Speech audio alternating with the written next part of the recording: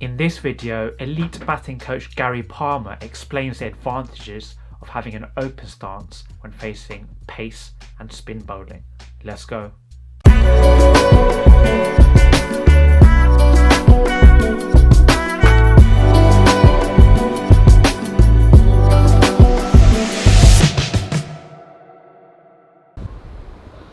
Cricket's it's known that batting is a side-on game. Is it? I would question that, because I think there are some players out there that stand what I'd call probably two sideways on, and if you're two sideways on, you tend to tip to the offside. It's very difficult to stop yourself. I'd advocate for any player out there to stand, so it's right arm over to me. I'd slightly open my feet, slightly open my shoulder, because if my shoulder's out of the way, pick the bat up, the most natural place to fall is forward, which gives me good neutral alignment and balance, even if I then change my mind and want it to go back. A lot of batters that stand sideways on, they pick the bat up, if they're too side on, the back lift can become too straight, and it can start to go behind them. As soon as it goes behind you, it's a signal, it starts making you want to go that way. You go here and you can play around your front pad. And if batters that stand like very sideways on were to face a bowler who was to run up and hang on to the ball, I bet most of them would do that. And that's not a position you want to be in before the bowler's letting go of the ball, because straight away you're blocked off. You're off balance, you're not lined up straight. So by being slightly open, and there are different variants of open. This is open. You could go even more open. Yeah?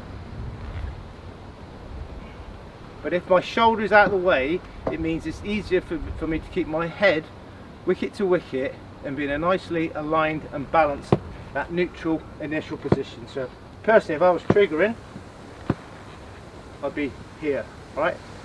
If I was to turn my shoulder too much, I'm off over this way. And the people that stand more open, even if they go a little bit, which everyone seems to want to do something, but they go a little bit, they're still pretty well lined up straight. But if you're here, you're starting to get blocked off. So I think it's easier to play in the V against a swinging or turning ball with a more open body position. So we get here.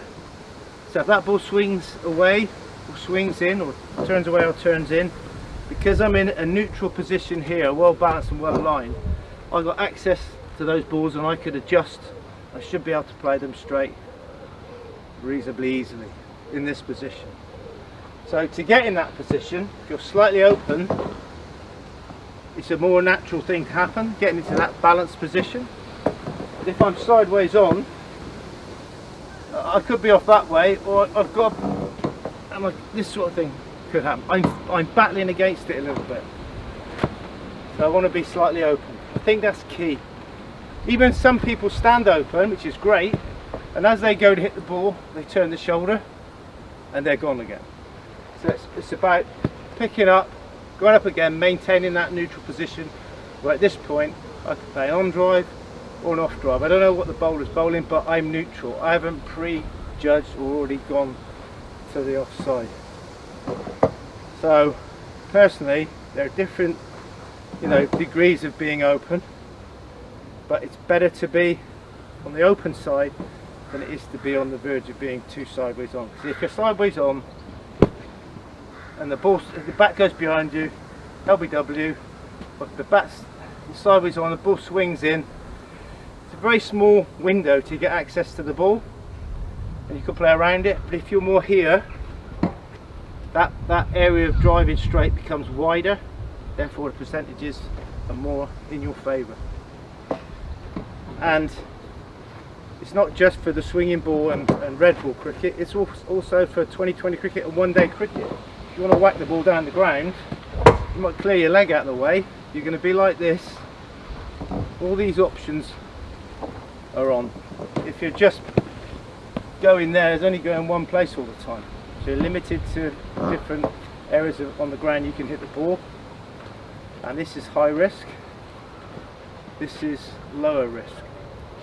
As for playing spin, with the more open body position, especially for an off spinner who might bounce the ball there and turn it in,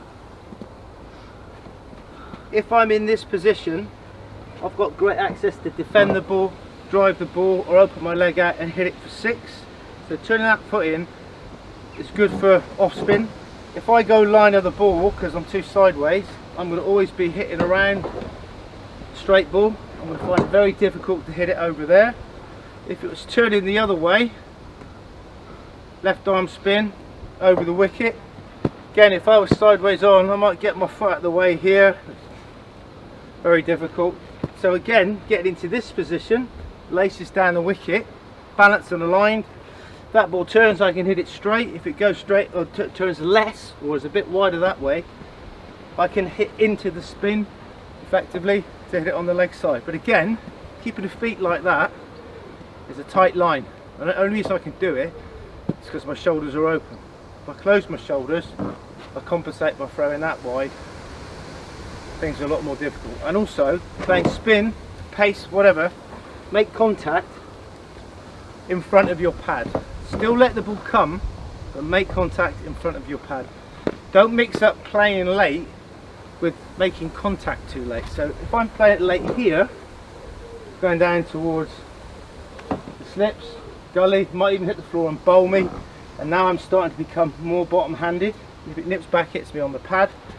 If I'm here, I'm letting the ball come, but I can play it in front. If it moves, I can go with it. My head's forward, my top hand's dominant. Here, head's back, but the more you get behind you, the more the bottom hand comes in. So you want to be here. And even if you wanted to hit a length ball for 6, I'm still going to let it come to that point of contact and hit it. I don't want to be going at it too early. So it's still about letting it come, but you still need to make contact forward of the pad if you want to keep the top hand dominant and have a long blade through the ball for as long as possible. Hopefully you found that video useful. If you did, please do hit that like button and subscribe to the channel too. Be sure to also get in touch directly with Gary with all your specific training needs, link in the description below, and I'll see you in the next one.